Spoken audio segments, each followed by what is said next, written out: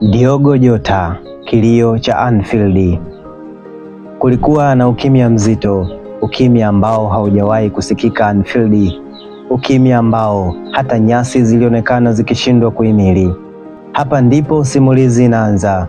Miezi 6 iliyopita, miaka ya shangwe na vilio ilikatizwa na taarifa nzito, taarifa ambayo katika simulizi hii ya kifasihi ilibadilisha uso wa soka milele.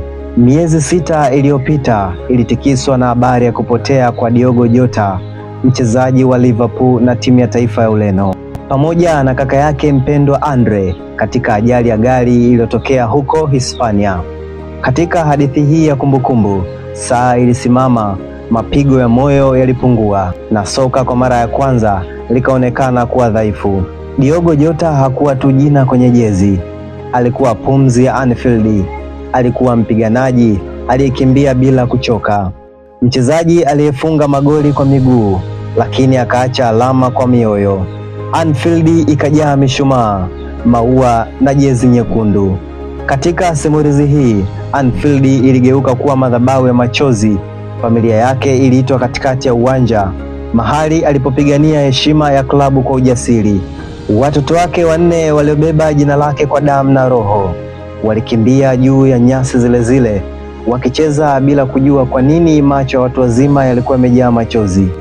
Hapa ndipo dunia ilielewa, soka si mchezo tu, ni kifungo cha maisha. Kaka yake Andre alikuwa ni rafiki, ndugu na kivuli chake.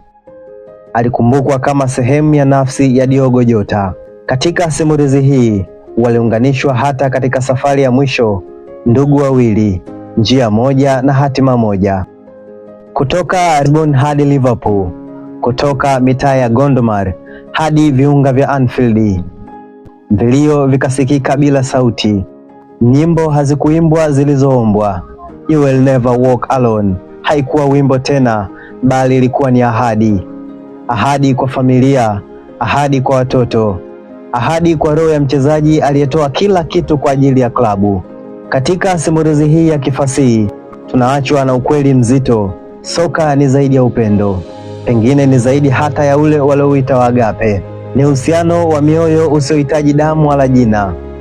Na baada ya miezi 6 kupita, huzuni haijaondoka, imejifunza tu kukaa kimya.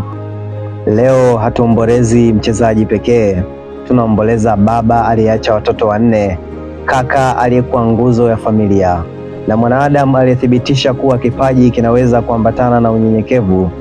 Diogo Jota, katika simulizi hii ya kumbukumbu, ulituachia zaidi ya magoli, ulituachia mfano wa kujitolea, ulituachia familia inayohitaji upendo wetu, na ulituachia pengo ambalo soka haliwezi kulijaza. Katika familia yako, hatusemi pole tu, tunasema tupo nanyi. Kwa watoto wako, hiki ndicho kizazi kinachobeba jina lako. Na kwako Diogo, you will never walk alone.